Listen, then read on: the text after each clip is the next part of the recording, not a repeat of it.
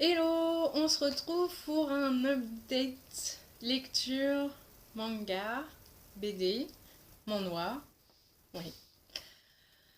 Voilà, donc comme vous avez pu le voir dans la vidéo précédente, j'ai craqué mon slip et donc je me suis dit qu'il fallait que je minimise ce craquage par lire tout ce que j'avais acheté, au moins en manga BD. Donc j'y suis presque, il m'en manque quelques-uns, mais ça sera lu avant la fin de l'année, c'est sûr. Oui, je crois que je m'emballe un peu, mais normalement ça devrait être bon.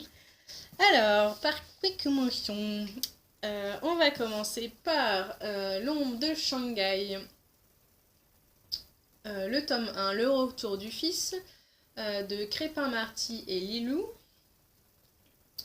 Donc voilà, donc je vous présente Gaspard et Lila.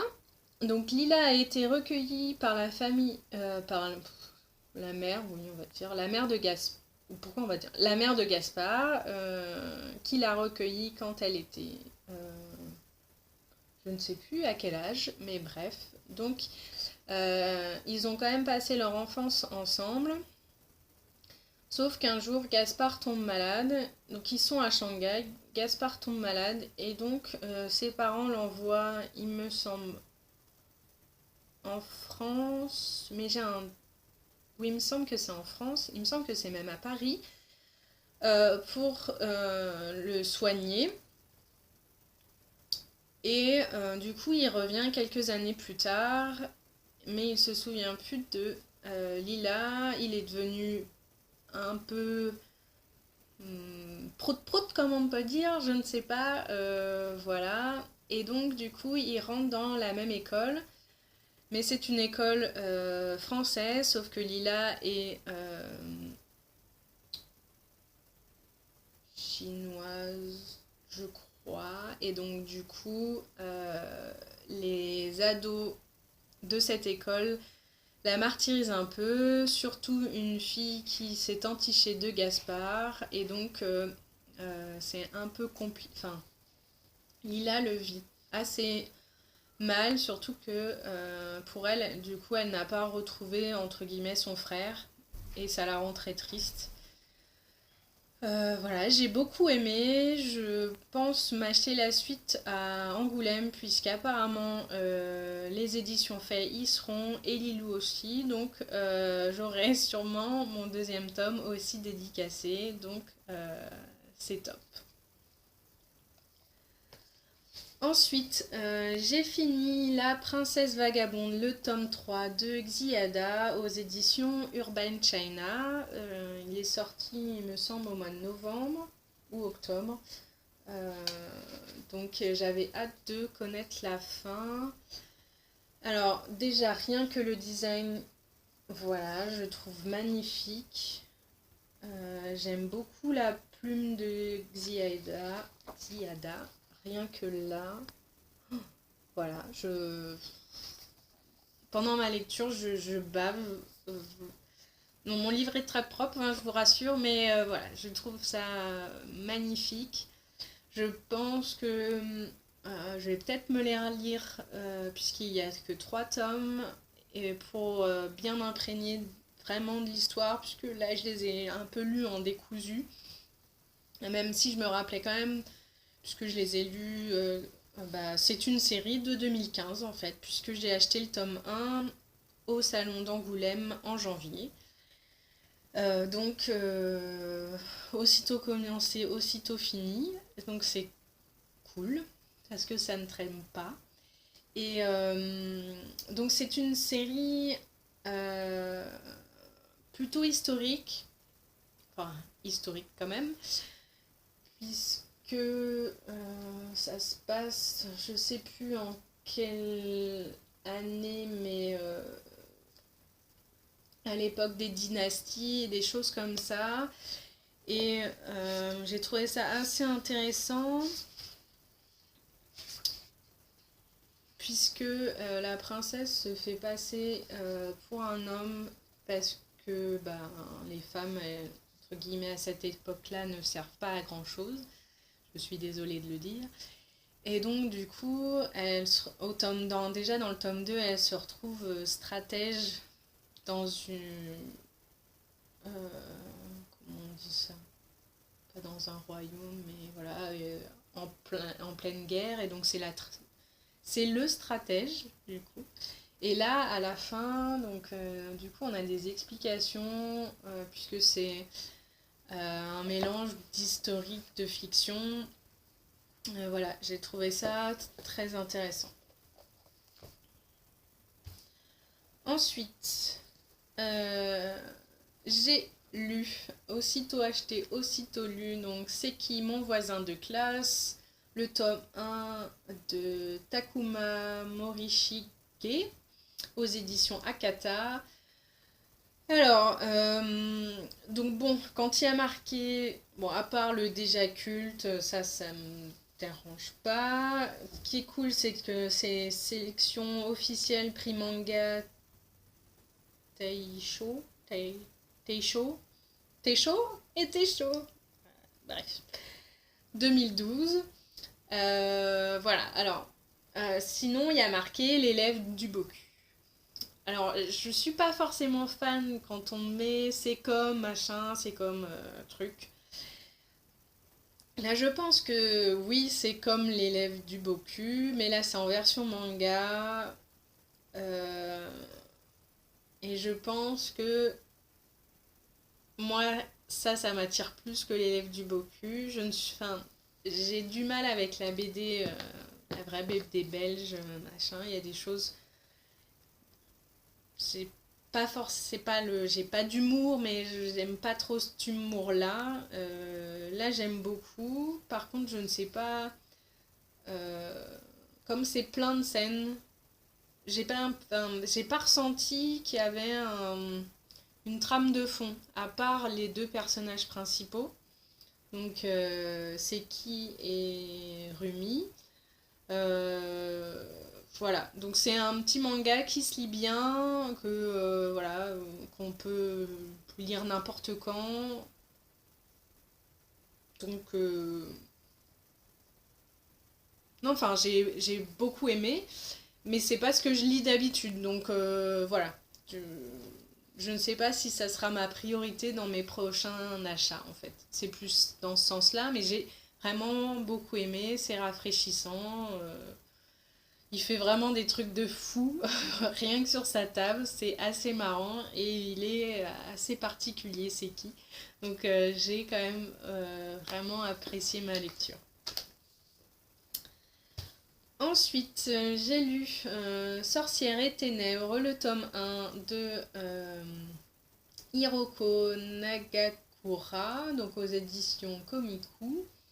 Alors là, j'ai vraiment beaucoup aimé. Donc, il s'agit de Itsuji, voilà. Une jeune sorcière toute mimi, toute pimpante, qui est un peu speed et un peu très bizarre. Voilà, donc ses copains de classe la trouvent très bizarre, mais elle a tout un fan club parce qu'elle est quand même assez mignonne. Et quand un nouvel élève bizarre, mais très bizarre, débarque dans leur classe, elle va se prendre d'affection pour lui, alors que c'est un chasseur de sorcières. Et que il a une aversion profonde pour les sorcières. Mais elle va s'accrocher, coûte que coûte.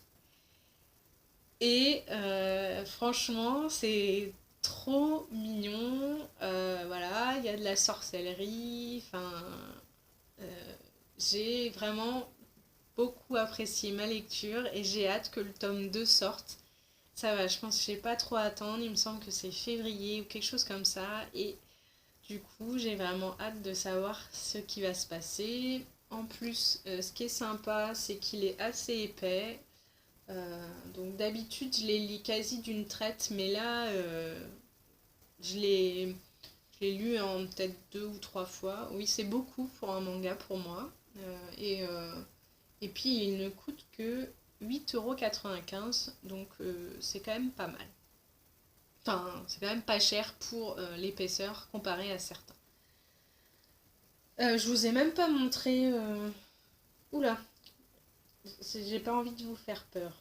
Donc, tic, tic, tic, tic, tic. Il faut que je vous trouve une planche.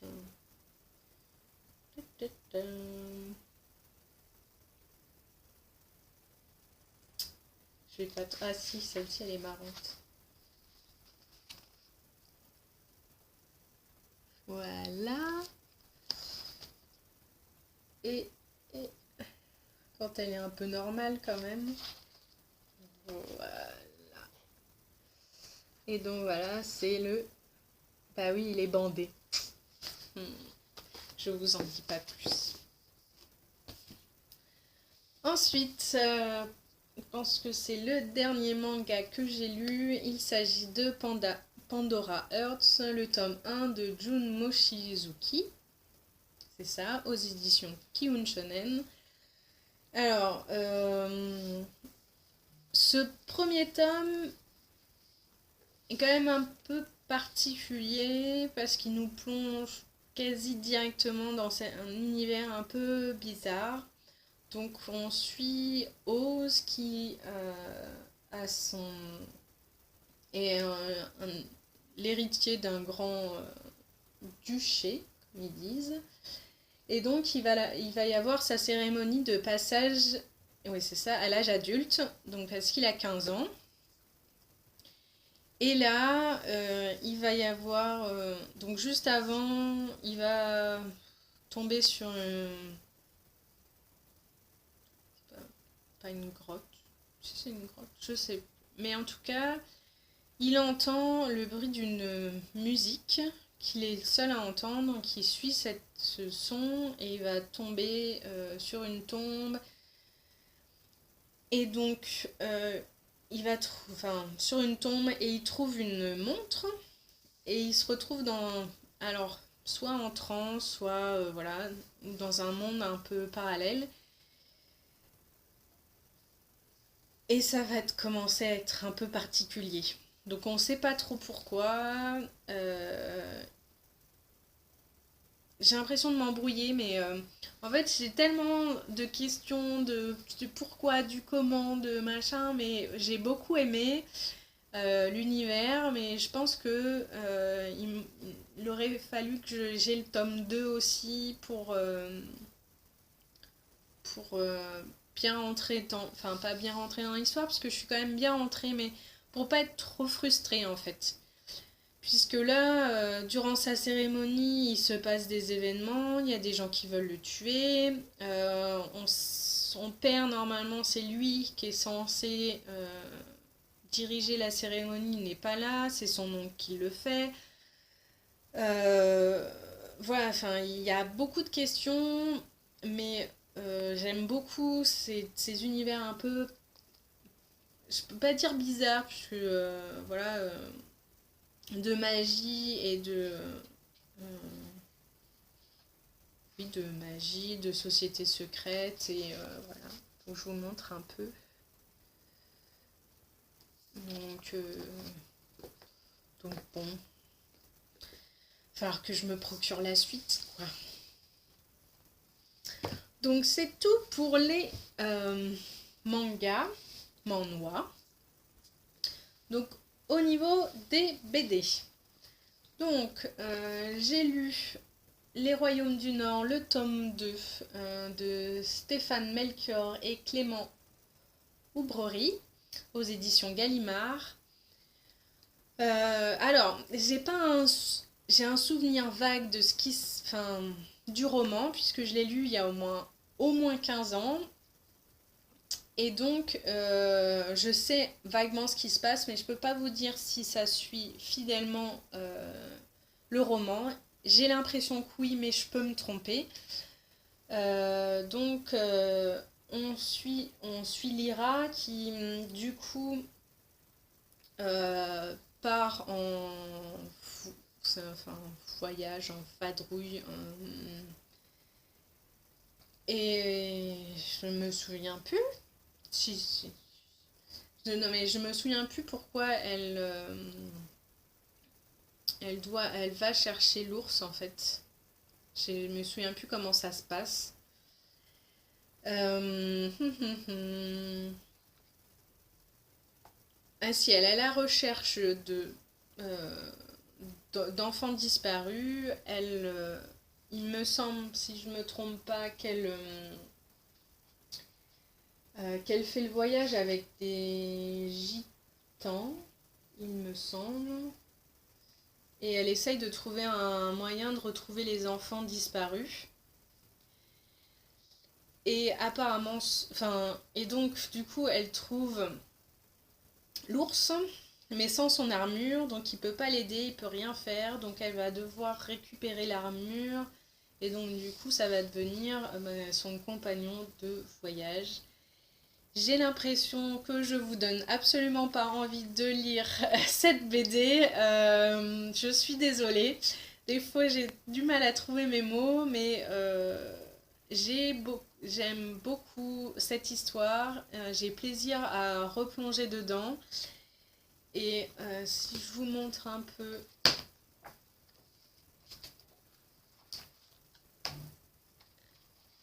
Hop, là, il y a beaucoup de couleurs. Donc le dessin est quand même un peu particulier. Ça fait... Mais ça ne m'a pas dérangé durant ma lecture. Voilà. Voilà. Ensuite, j'ai lu Nin, le tome 1, La ligne noire de Darlo et Pillet aux éditions Kenz. Donc comme je vous le montrais dans ma vidéo book haul, j'ai eu la chance de me le faire dédicacer au salon du livre de Montreuil. Donc alors, hop, voilà. Alors, que vous dire, je l'ai dévoré. Alors déjà, bon, c'est sur le, enfin, c'est une petite fille qui a été trouvée dans le métro parisien et qui a été recueillie par deux ouvriers. Et donc c'est un peu c'est ces deux papas en gros. C'est eux c'est eux qui l'ont élevée. Et pour un exposé, je ne sais plus. Ah si, je crois que c'est pour les faire rêver ou non, je sais plus ce que c'est le thème de l'exposé. Elle va faire un exposé sur le métro parisien, puisqu'elle passe sa vie dedans. Elle adore vraiment prendre le métro, se balader dans les couloirs du métro, et puis elle en profite pour aller rejoindre ses papas qui travaillent dans les tunnels. Et, et franchement, j'ai beaucoup aimé. Que vous dire sans trop vous en dire. Donc là, on voit un tigre et Nin, du coup. Mais je vais vous laisser découvrir, puisque sinon, ça va pas être marrant si je vous dis tout. En tout cas, c'est, je pense, presque mon coup de cœur de fin d'année niveau BD. Voilà. Je vous la conseille, franchement, elle est magnifique.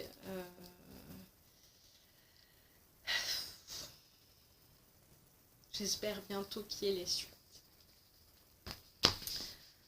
Ensuite, j'ai lu Tib et Tatum, le tome 1, Bienvenue au clan, de Grimaldi et Bannister aux éditions...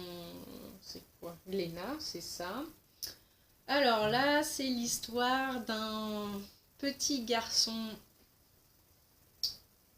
de la préhistoire qui découvre un dinosaure.